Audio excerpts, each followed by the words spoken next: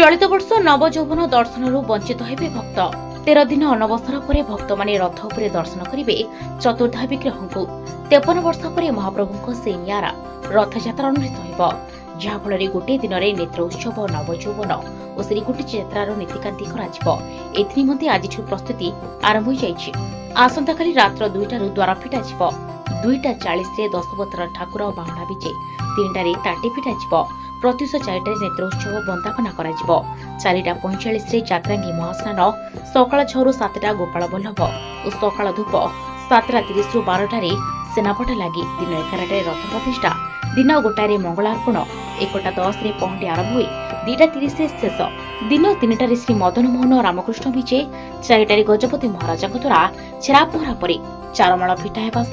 सारथी घोड़ा लगा रथरे पर संध्या 5टारे रथटଣା कार्यक्रम अनुष्ठित हो। चलित वर्ष 7 और 8 तारिख दिन रथ टणा चलित वर्ष लक्षाधिक भक्तों समागम को आखि रखी व्यापक व्यवस्था ग्रहण कर पुलिस प्रशासन पक्षर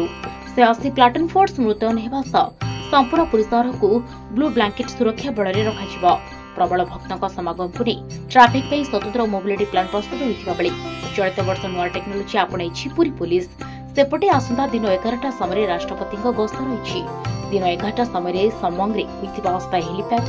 स्वतंत्र वायुसेना पहुंचे सेठार सीधासलख राजभवन जीवार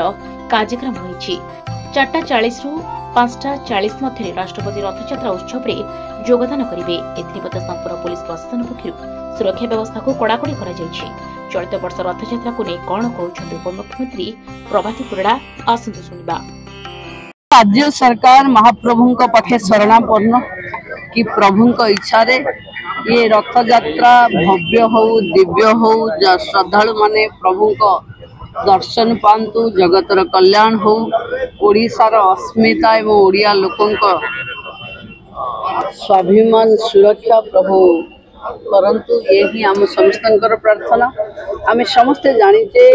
घोष यात्रा प्रभु इच्छा रे भक्तों को दर्शन पाई प्रभु आसंती तेणु निश्चिंत भावे आमे राज्य सरकार रे जो माने अच्छो आमे समस्ते प्रथम दिन प्रभु को समर्पित कि प्रभु इच्छा जहाँ ताहा ही हम ओडिशा रे नेता होचंती स्वयं नारायण आम